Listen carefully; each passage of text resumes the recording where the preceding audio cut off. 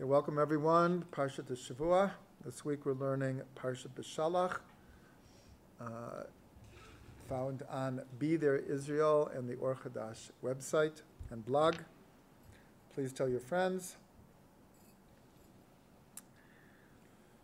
Oh, we got to sing first. How could I forget that? And a refuah shalema for Shachar Bat Gitit, who is back in Yerushalayim and needs a refuah shalema, and for Reuven ben Liba Sasa, should have a refuah shalema, and everyone else who needs a refuah shalema around the world.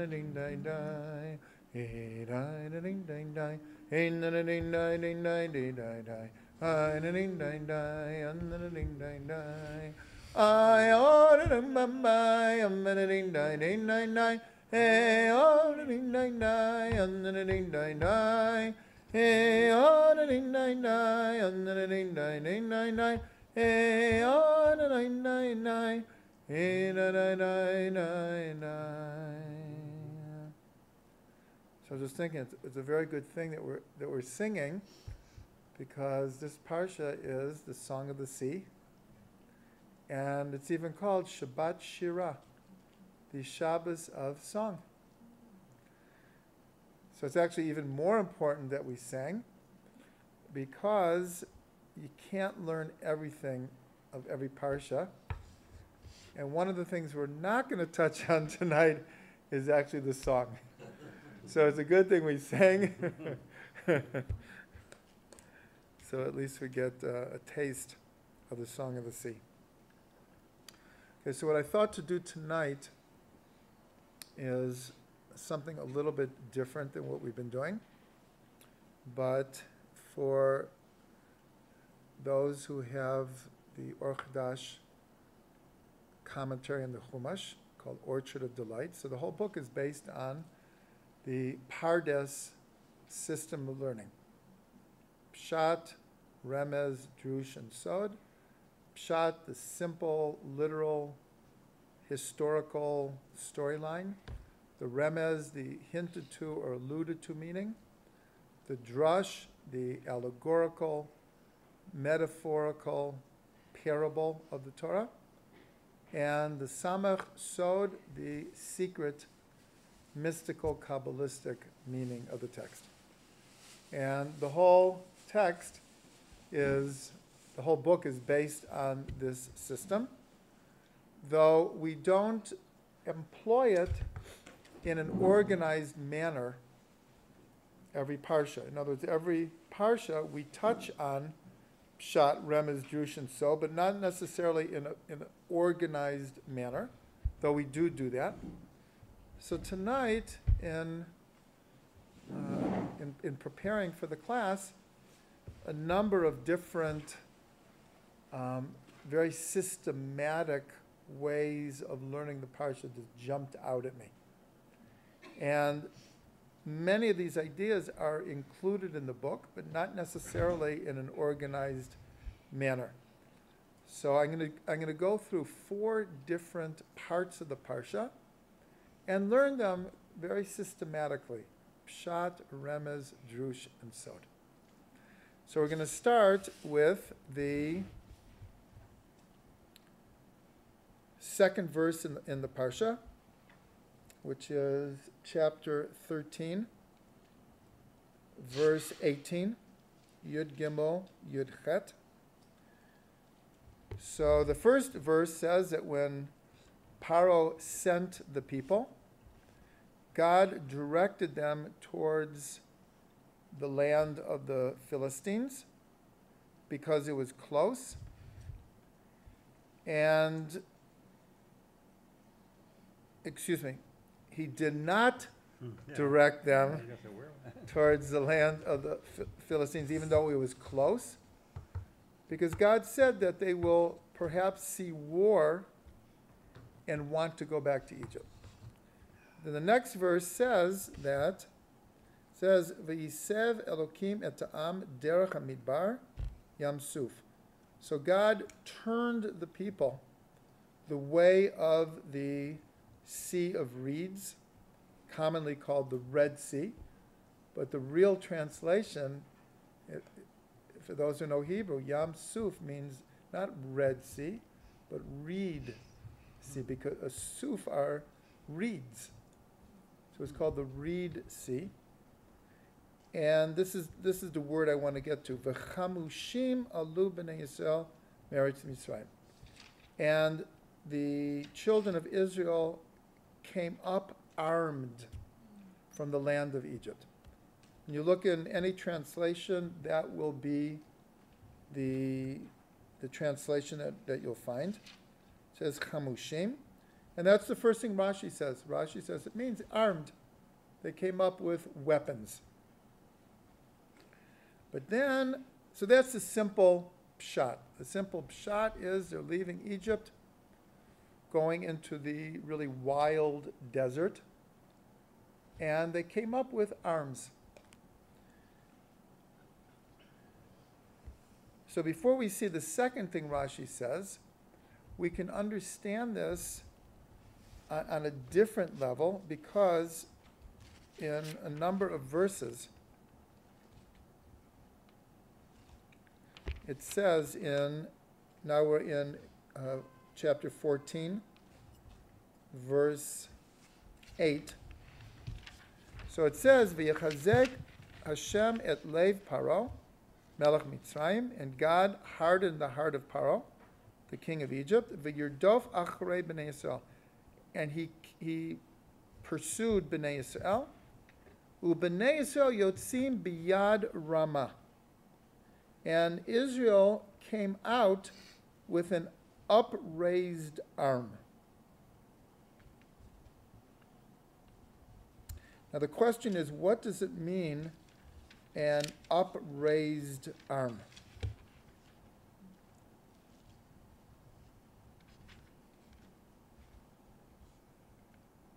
So here Rashi says, Begevura gvoha umufursemet, with great strength that was publicized. In other words, Israel was on a high.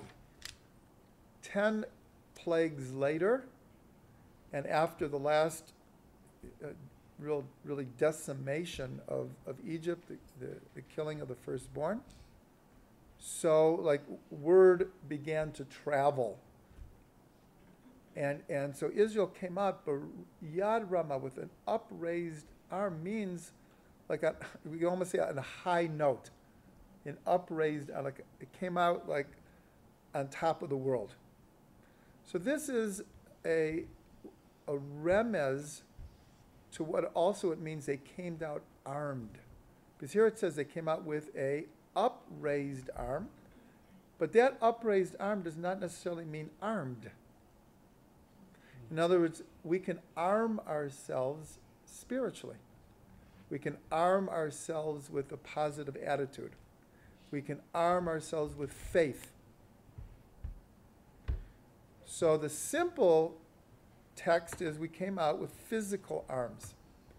But we all know that physical arms do not guarantee victory on the battlefield.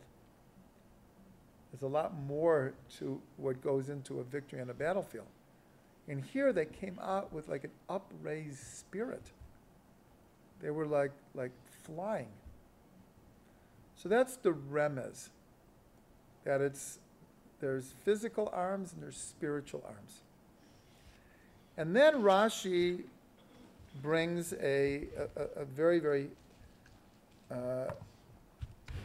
famous and like puzzling midrash, where he says that right at the end of Rashi says, Devar acher chamushim echad michamisha yatsu ve'arba chalakim meitu b'shloshet yemei afela.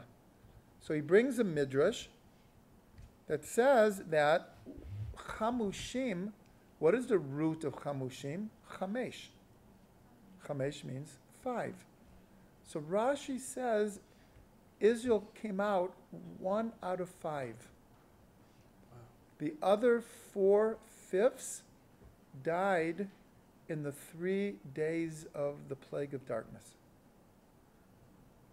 That's what Rashi says. Why is that? So the first thing, before we say why that is to ask, is this figurative or is this literal? What is the midrash? What does it really mean? Only 1 out of 5 came out? Is that what it means? So the way I express it in the book is the following: is if World War II and the Holocaust had not happened, maybe I would look at this midrash and say, I don't know, maybe it's a little exaggerated, maybe it's just trying to say that not everyone came out, but just 1 out of 5. But then when we realized that we lost 1/3 of our people, so then you start to think, well, maybe it is literal. Maybe it is literal. So now to answer why only 1 out of 5. So we're told that according to this midrash, 4/5 of the Jews were not psychologically, spiritually, emotionally prepared to come out of Egypt. Either they didn't have enough faith, they didn't believe it was really happening, they were scared to leave, and this is a very known phenomenon that many times and we've probably all experienced this, we're caught in a bad situation. And for X amount of time, sometimes it could be years, that we plot and plan and pray to be able to change our circumstances. And then sometimes a ray of light comes, an opportunity, and we can actually change our situation. And at that point, many people get afraid that along with the new opportunity is new challenges, the unknown, the fear of the unknown. And many people will then, well, maybe it's not as bad as I thought. Maybe I can just make a few cosmetic changes and things will be better. And we kind of like chicken out of the situation. So, however we understand the midrash, we are being told that only 1/5 came out. And why during the plague of darkness? So the Midrash also tells us so that Egypt would not see what was happening to the Jewish people. Because according to the simple text, the plagues did not touch Bnei Yisrael. They were happening to Egypt. We were like watching and observing and in awe of what was happening. But many times the text actually says that God says, I will show you that I'm making a difference between you and Israel. You meaning Egypt. That your cattle will die, but the cattle of Israel will not die. But here we're told that they buried everyone during the 3 days of darkness, so the Egyptians wouldn't know what happened. They go out 600,000. Yeah, 600,000 yeah, souls that came out yeah. of Egypt. 600,000 men Yeah. between the ages of 20 and 60. And this is also about the man, this fifth? Now that's a good question. That's a good question. We're told that approximately 3 million people came out of Egypt, Wow. of which 600,000 were men between the ages of 20 and 60. So in Egypt there were 3 million men, Jewish men. Roughly, I mean, Right, If one. right. Yeah, it was huge. The Torah says that we multiplied like... there were probably Yeah. 15 million Right. Jews. Really? Okay, so that's the drasha. That's the drasha that Rashi himself brings. 1 out of 5, based on the word chamesh, chamushim.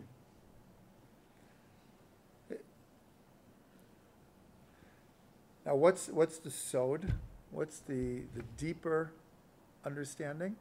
So this I heard from Rav Ginsburg, and he says like this, that the soul, as we've discussed many times, has 5 levels, 5 names.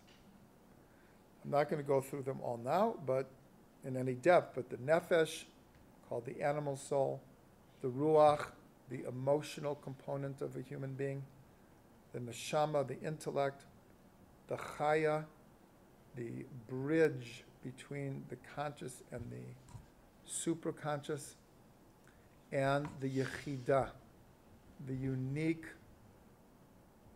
spark of God within the soul. These are the 5 names and 5 levels of the soul.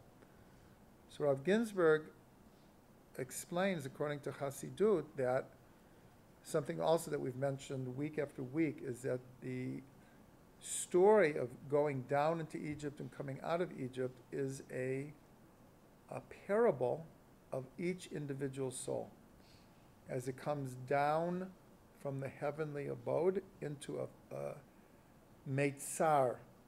Mitzrayim means a narrow place, into the narrow confines of a body and a limited finite world. And coming out of Egypt is the soul learning how to operate with the body, receiving the Torah, which is the spiritual manual of how to navigate this world, and then coming into the Holy Land is hopefully accomplishing what we came in this world to accomplish. So Rav Ginsburg explains that when a person wants to go from level to level, and here we're talking about like major levels, like leaving Egypt and going to Israel. In other words, when we make major changes in our life, and we go from not just one physical place to another physical place, but from one level to another level, spiritual level.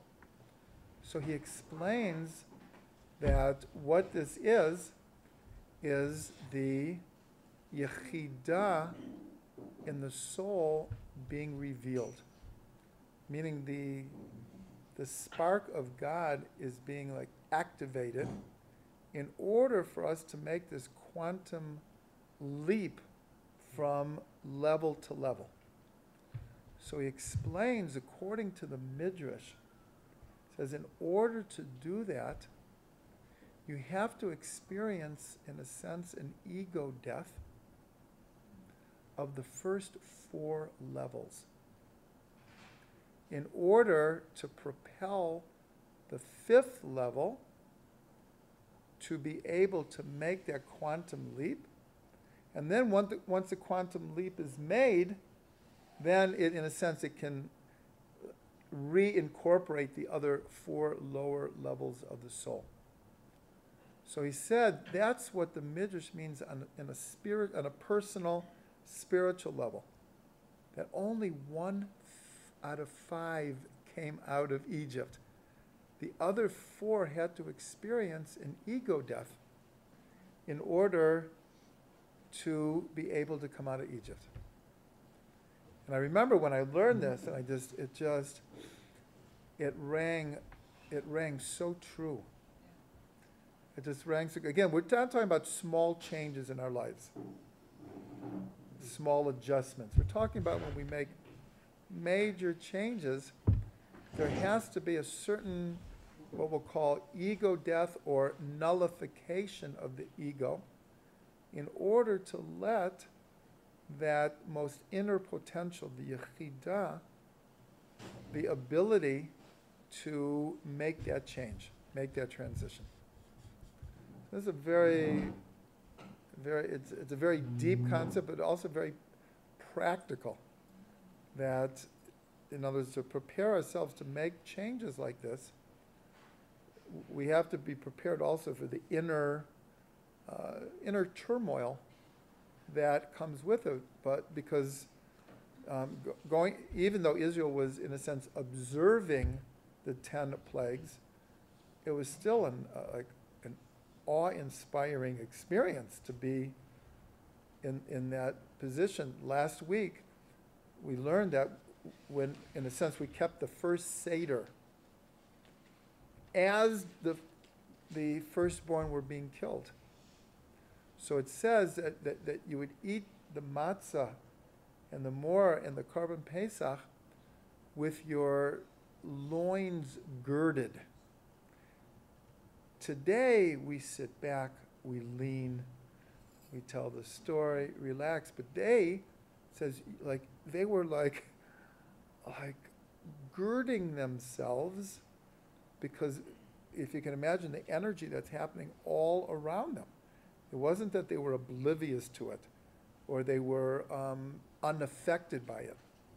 So that first Seder, we ate matzah very different than every Seder afterwards.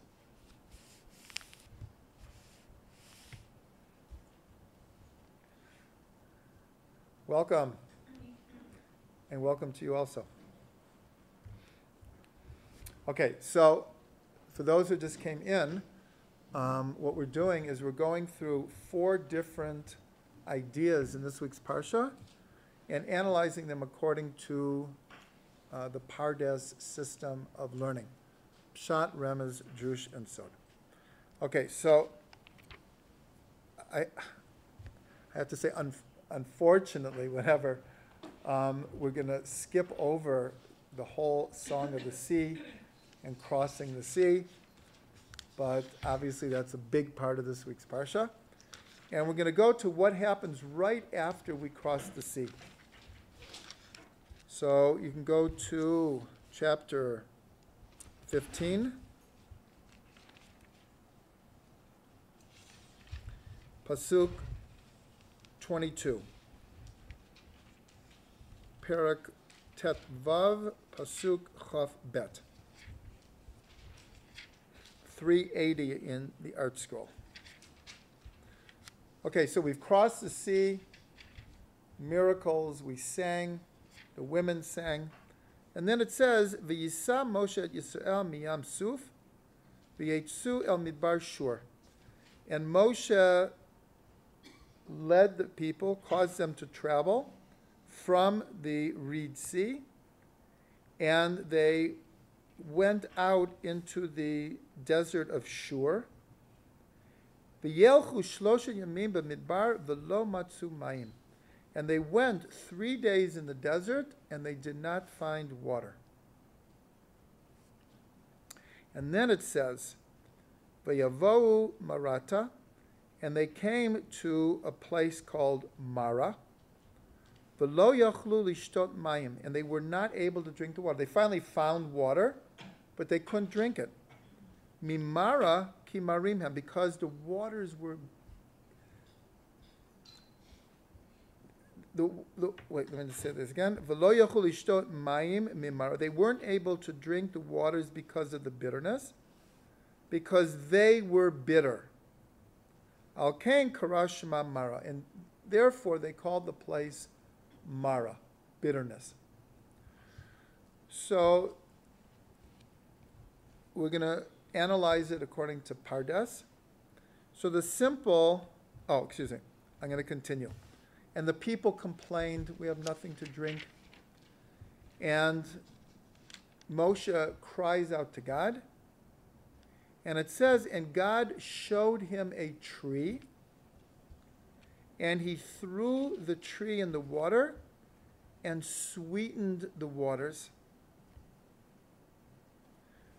Okay, so what's the shot here?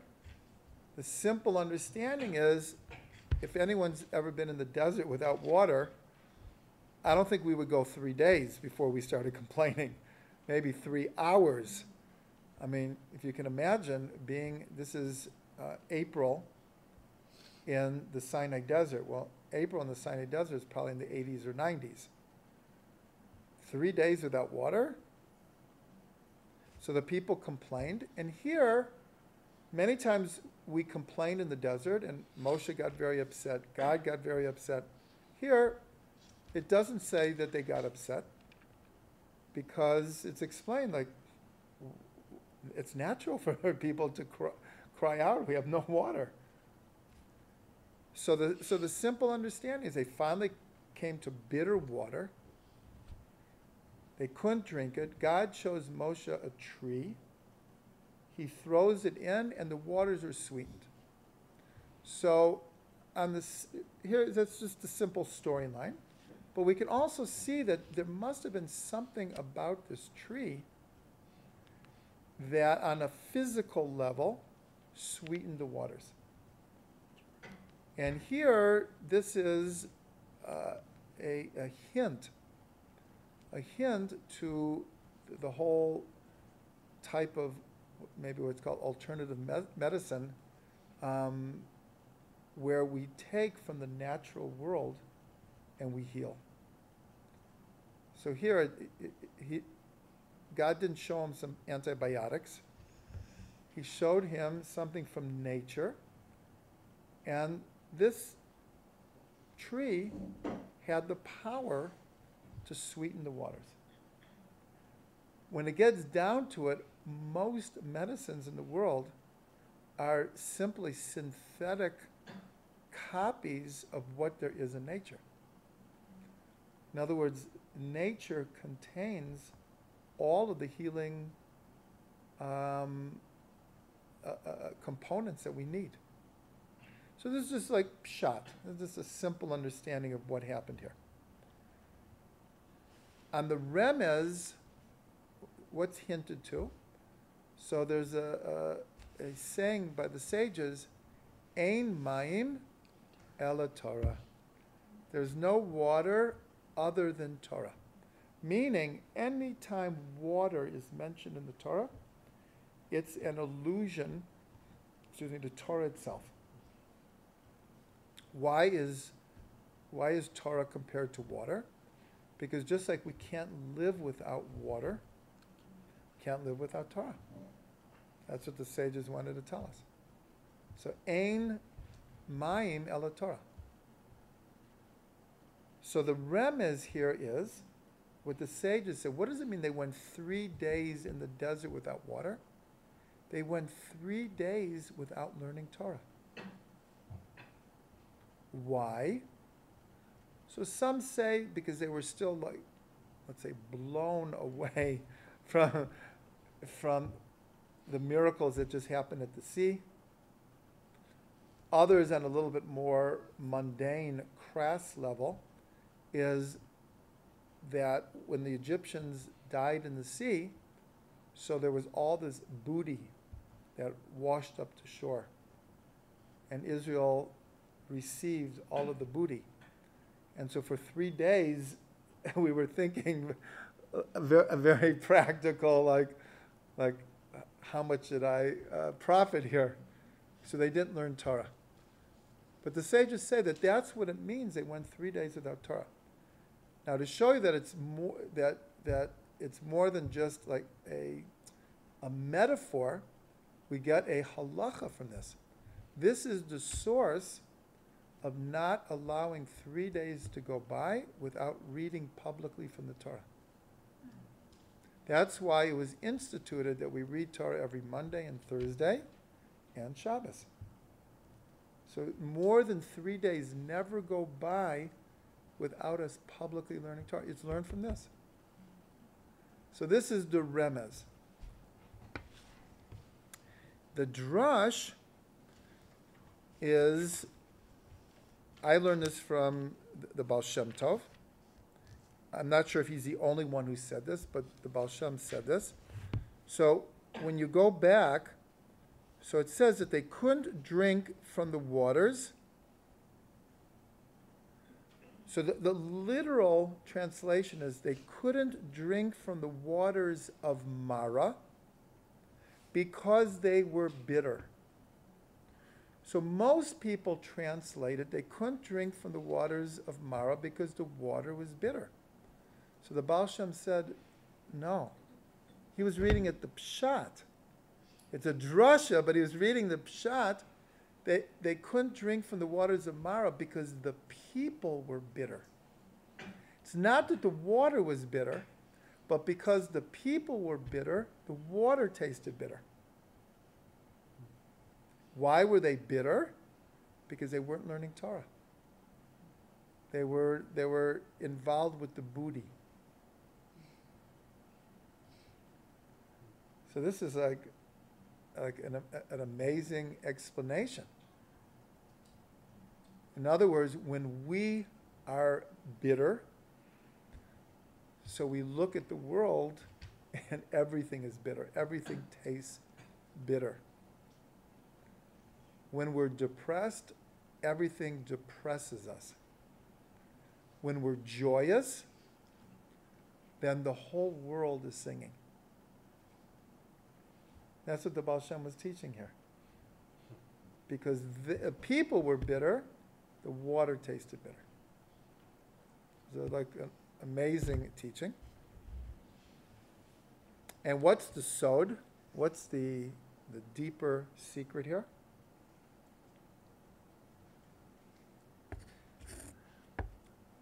So this is the teaching. This is one of the main places. It's not the only place, but it's one of the main places for the concept called like cures likes. And the either Midrash or Gemara say the following. Man is not like God. Man, when he wants to heal, will heal with opposites. But God, when he wants to heal, will heal with likes. So why does that apply to here? Because the tradition is that the tree that he threw in the water was a bitter tree. And he sweetened the water. Now, if man would have thought, oh, to sweeten the water, like, where's the sugar, right? Like, give me a couple of kilos of sugar and we'll sweeten the water. But when God heals, he heals with likes. So he showed him a bitter tree, and he threw the bitter tree in and sweetened the water. So this is the basic philosophy behind homeopathy. And in a more conventional way,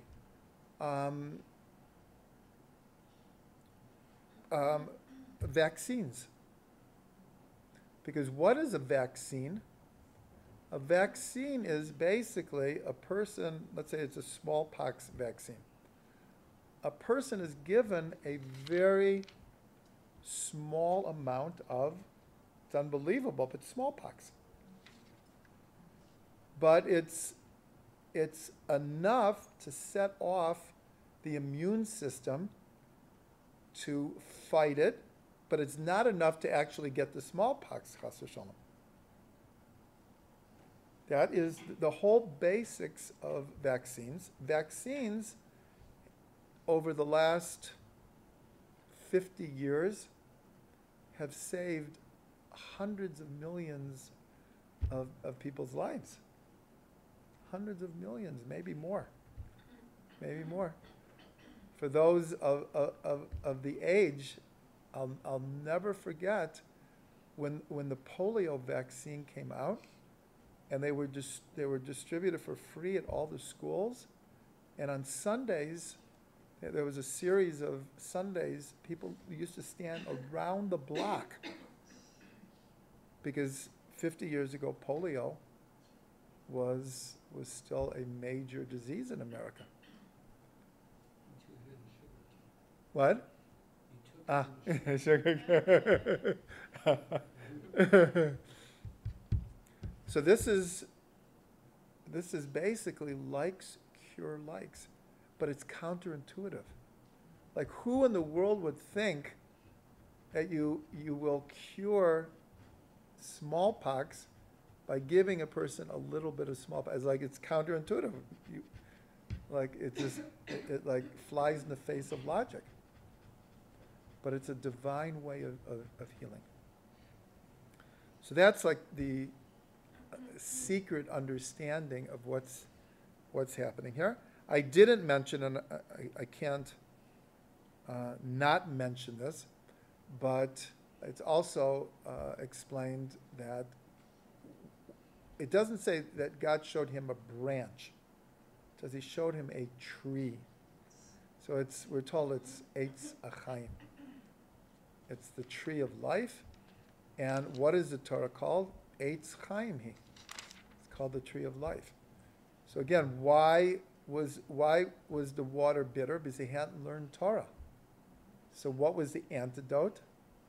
Is learn Torah, right? That's the antidote. I'll never forget. This is funny, but it's so true. At NCSY National Convention, and David Lukens was one of the speakers, and he told the story that National Convention's like 500 teenagers, very beautiful, holy energy, but it's also teenagers, right? And so on the last day of the convention, all of these plays and skits, and anyways, so everyone's like practicing, every region's practicing their shtick, whatever. And so one of the regions, they came up with this great song about learning Torah, and they were practicing it on and off for 5 days, right, in preparation. So one time David Lukens came to them and said, anyone want to sit down and learn Torah? And they're, no, we're too busy making up this song about learning Torah. We're too busy to actually learn Torah. We need to sing about it. So what's the antidote for not learning Torah? Is to actually learn Torah. You can't get away from it. Okay. So we've gotten through two incidences in the Parsha according to Pardes. Okay, now we're going to do a third one. So right after this incident of the bitter waters, so the beginning of chapter 16. Actually, it's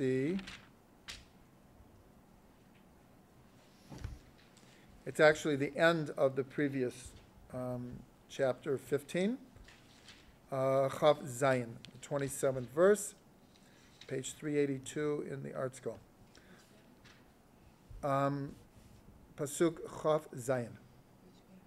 Oh, Tet Vav. The same one we're on. So it says, V'yavo'u Elima. They came to a place called Elim. V'sham shteim esrei eyonot mayim. V'shivim tamarim. And there were 12 springs of water and 70 palm trees. So the simple understanding is they came to an oasis. This is the desert. They came to a place that had water. Because there was water, there were trees. So that's just a simple storyline. But then we'll ask the same question, but this isn't about the Midrash. We asked about the Midrash before. Was it really 1 out of 5? So then we also ask, was it really 12 springs of water and 70 date palms? Or is this symbolic? There was water and there were trees. But the numbers are telling us something symbolically. So Rashi says, so he is, in a sense, learning this. Not that there wasn't an oasis there that had water and trees, but he says, why does it say 12? 12 springs of water and 70 trees? Got it right. This represented the 12 tribes and the 70 elders. I was looking at 70 nations. Yeah, no, and the 70 elders. That could also work. 70 nations. That would be a different paradigm. That's what Rashi says. So here we're told something very, very important, that anytime there are numbers in the Torah, they have a deeper meaning. That's the level of remez. That's why Rashi is bringing the alluded to me. It's alluding to the 12 tribes and the 70 elders.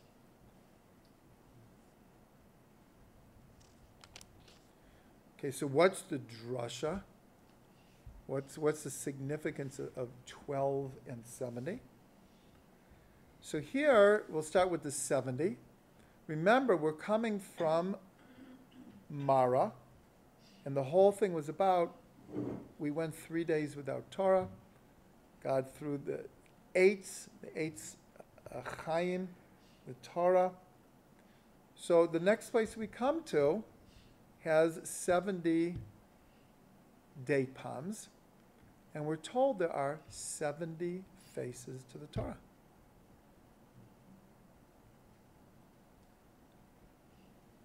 So in other words, when the bitter waters are sweetened, then we can access the 70 faces of the Torah. If we're learning Torah and we're bitter, we're not going to see the 70 faces of the Torah. We're going to see it very, let's say, one-dimensional. But since the waters were sweetened, so that opens up this oasis, which I will call the orchard of delights. And they could access the 70 faces of the Torah. So that's the symbolism of the 70 date palms. Now what about the 12 tribes? How can we go deeper than that? So there's a midrash that says that when we crossed the Yam, crossed the sea, actually 12 channels opened up. And each tribe went through their particular channel. That's what the midrash says. So what does that mean? What does that mean? So Rabbi Nachman and others explain, What it means is that each tribe had what Rabbi Nachman called their own girsa of prayer, or their own nusach of prayer. Because we have to remember that at this point of Jewish history, the tribes were very independent and represented very specific energies.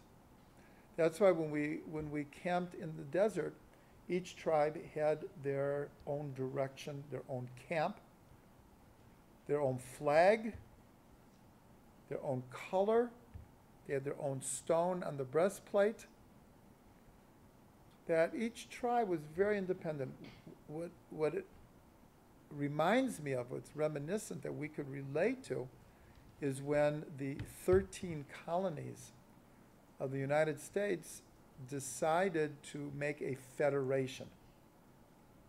But before that, each state had their own constitution, their own money, their own laws, their own governor, and was usually inhabited by different people. In other words, all the Quakers gravitated to Pennsylvania, and different religious affiliations, many of them that were fleeing oppression in Europe, but they settled in different states. So each state was very, very different, but at one point they made a confederation, a federal system. So the tribes were very similar to this. There was fierce loyalty to one's tribe. And we see this actually through the Tanakh. It's not just there. This lasted for a long time afterwards. Now we think of the Jewish people. We don't think of individual tribes. So the 12 springs of water here, each tribe had their own spring of water, because that was the construct of Bnei Yisrael at the time. And again, this is alluded to, this idea that we came through 12 channels in the Yam. And Rabbi Nachman compared it to today, that we do have many, many different types of prayer. That's why on Shabbos in Yerushalayim, you could hop from like one shul to other, and each one, the basic prayers are all the same, but they will be really very different, the way they're chanted, the pace, the songs, the what? The order, the intonation. And so that actually exists until this day. So that's the 12, we'll call it the 12 nusachs of each tribe, and the 70 faces of Torah. But now we have to get to the Sod. We have to go one step further. And we have to understand, what is the significance of a palm tree? Why did the Torah have to tell us specifically a palm tree? So we know from the verse, Tzaddik katamar yifrach. A tzaddik, like a date palm, will sprout. So the tzaddik, and Tu B'Shvat is coming. That we're not going to get to, but if people who are interested, who have Orchard of Delights, there is a very, very good article about Tu B'Shvat and its connection to this week's Parsha. Because Tu B'Shvat will always come right before or right after this Parsha. So but Tu B'Shvat's not until next week, so I wasn't going to get into it. But there are a number of references in this Parsha to trees. So it's very connected to Tu B'Shvat. So here we see, though, that it's not just any tree. It's the tzaddik. And there are how many? 70. So just like we had 70 elders, and then we had 70 members of the Sanhedrin. So when the Sanhedrin ended, and the age of the sages ended. So now we have, hopefully we have 70. Hopefully we have 70 tzaddikim in every generation. We're told that we have 36 hidden tzaddikim in every generation. But here the 70 represent the elders, the Sanhedrin, and the tzaddikim of the generation. The ones who are privileged to really understand the 70 faces of the Torah. So now what about the 12 springs of water? So here we have, Alan mentioned that the 70 date palms may be also alluding to the 70 nations. But here we'll see very interesting that actually that they are connected to the 70 nations and to the 12 tribes. So if you go to the end of the Torah, Parsha Ha'azinu, all the way at the back, page 1102 in the art scroll, in Devarim Lamed Bet, Pasuk Chet.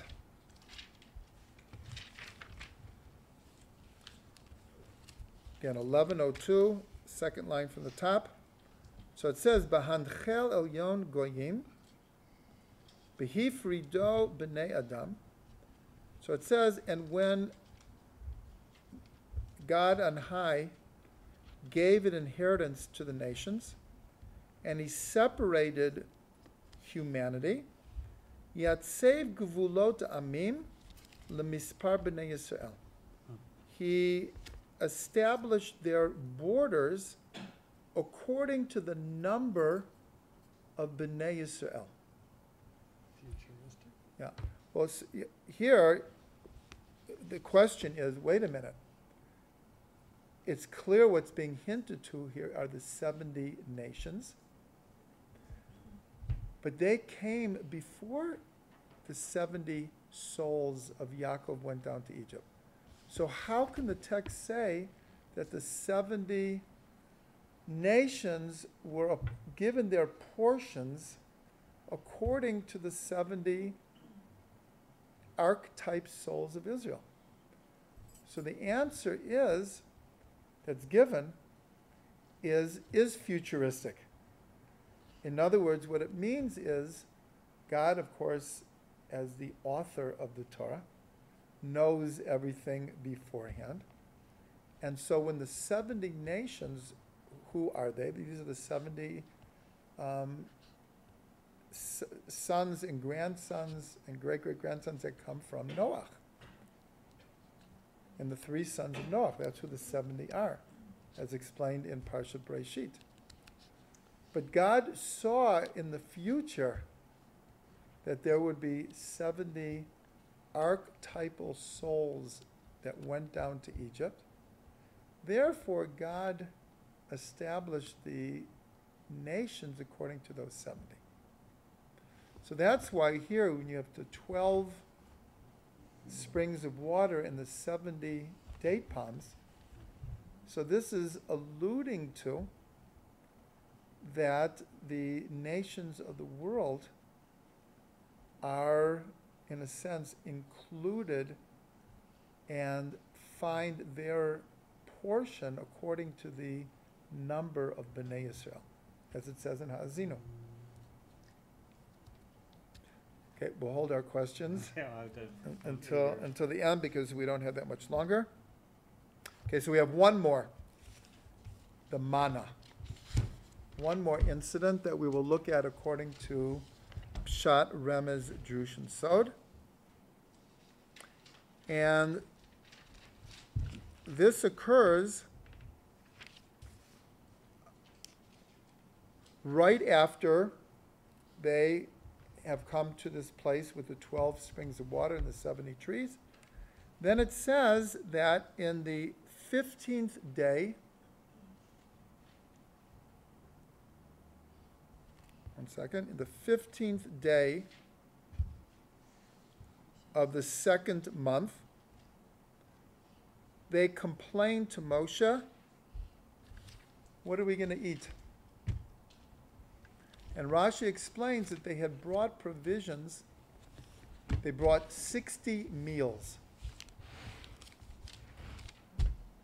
Now, we learned before that remember we had to leave Egypt so quickly that there wasn't even time for the leaven to rise. Nonetheless, Rashi explains that everyone just grabbed what they could, right? Filled their donkeys, and they didn't have time for the bread to rise, but they did take enough provisions for 60 meals. And that ran out, but they ate 2 meals a day. So when did we leave Egypt? On the 15th of Nisan. This is now the 15th of Iyar, exactly 30 days later. We've run out of food and the people complain. And then there's a lengthy description of God telling Moshe to tell the people that there'll be this bread from heaven, and how it will fall, and when it will fall, and how they have to collect it, and when they shouldn't collect it, and how much to collect. So it's a whole story. It takes quite a bit of explanation. So let's just try to understand it very quickly according to these 4 different levels. So first of all, the Torah gives a description of the man, and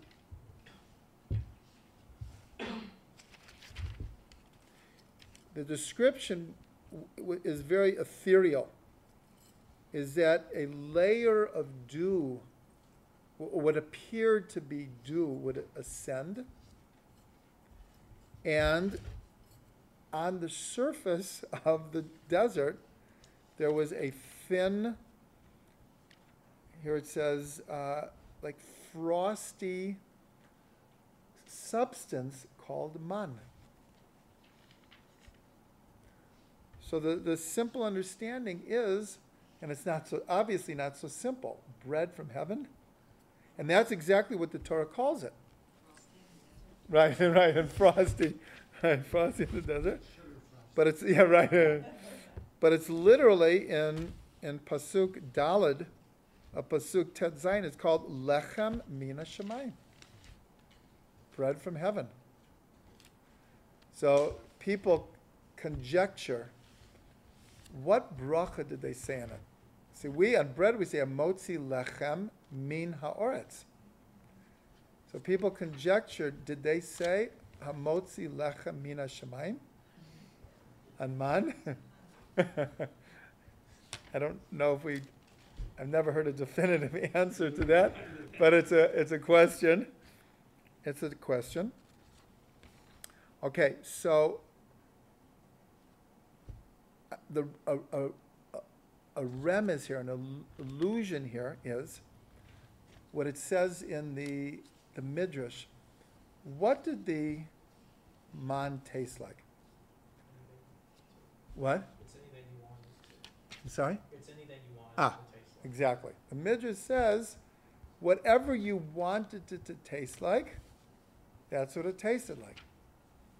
So we could say it tasted masha atarotzeh zeh.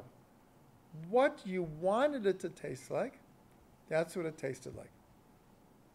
And we're told the more righteous a person was, the more that was true. The less righteous, that's why later on people are complaining and say all we have to eat is this man, like they were, yeah, they right, but that's because of their level.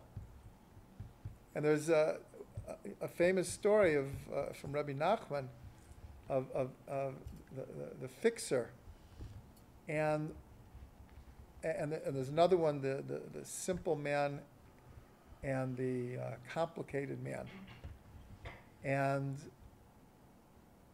they were poor, but whatever they ate, what a feastula. What a feastala. Right, bread and water.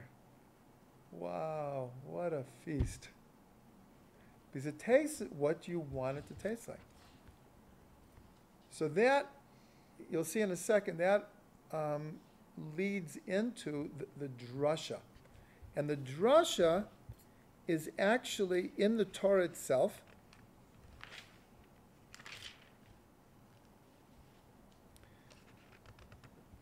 I'm looking for the verse.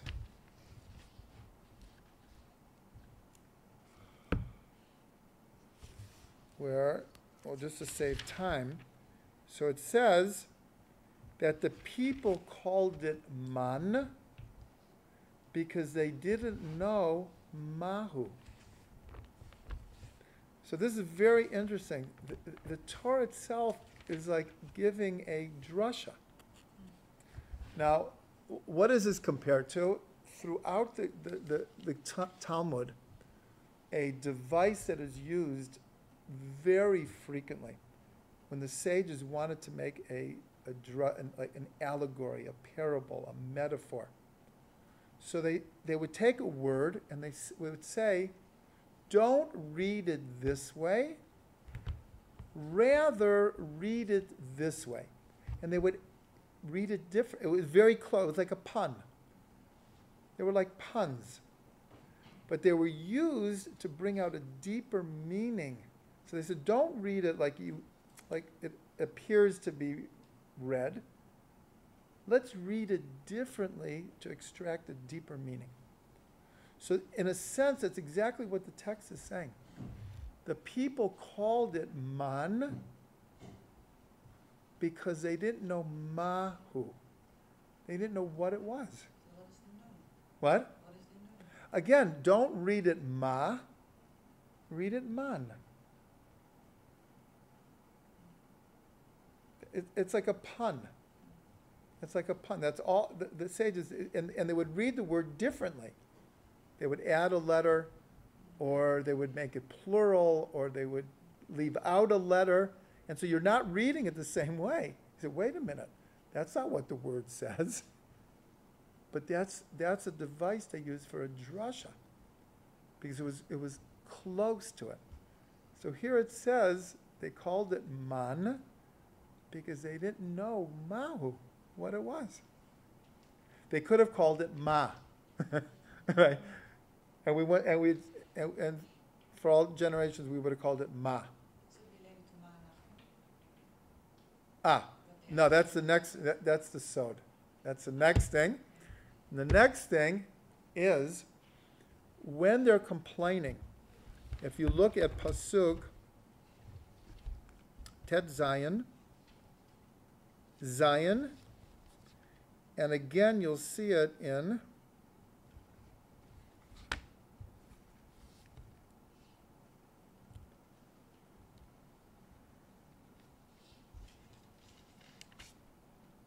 Chet. Now there's two sentences in a row. Moshe says to the people, V'nachnu ma. And what are we that you're complaining to us? We're just God's messengers here.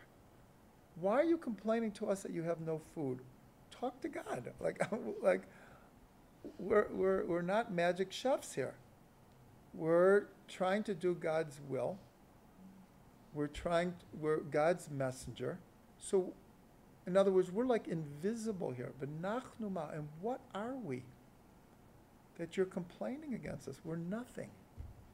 So this is brought, Rav Ginsburg brings this all the time to explain not only Moshe's level, spiritual level, but a level that we should all strive for.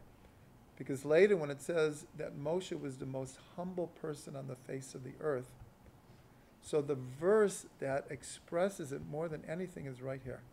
V'nachnu ma. Like, what are we?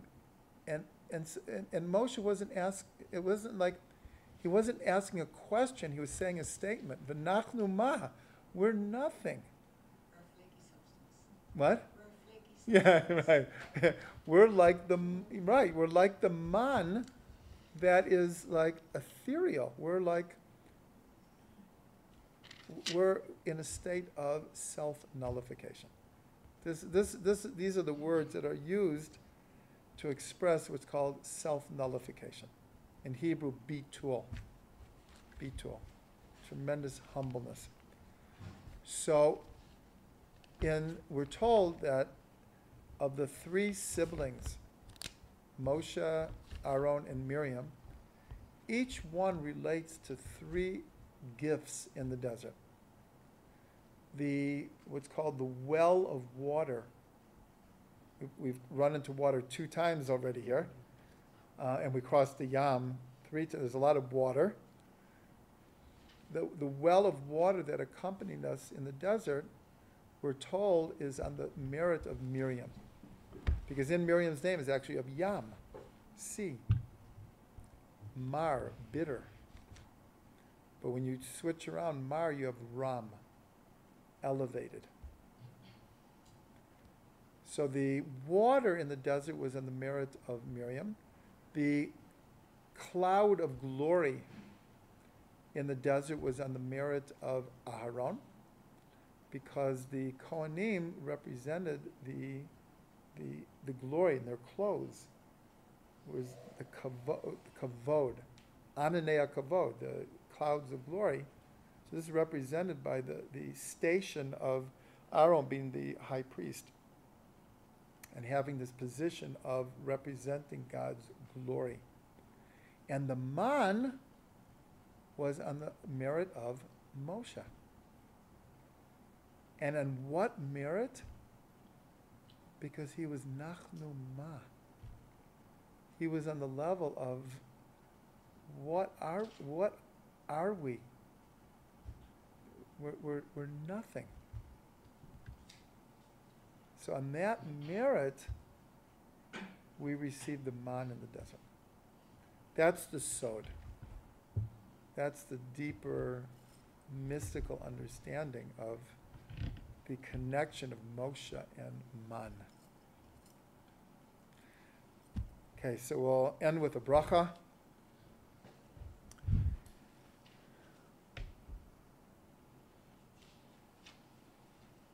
And the bracha is that on the merit of learning the Torah, according to the system of Pardes,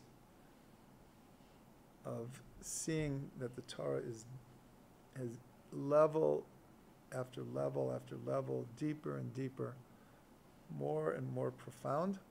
So we should all merit to the 12 springs of water and merit to eat and be in the shade of the 70 date palms. Chaim b'chaim.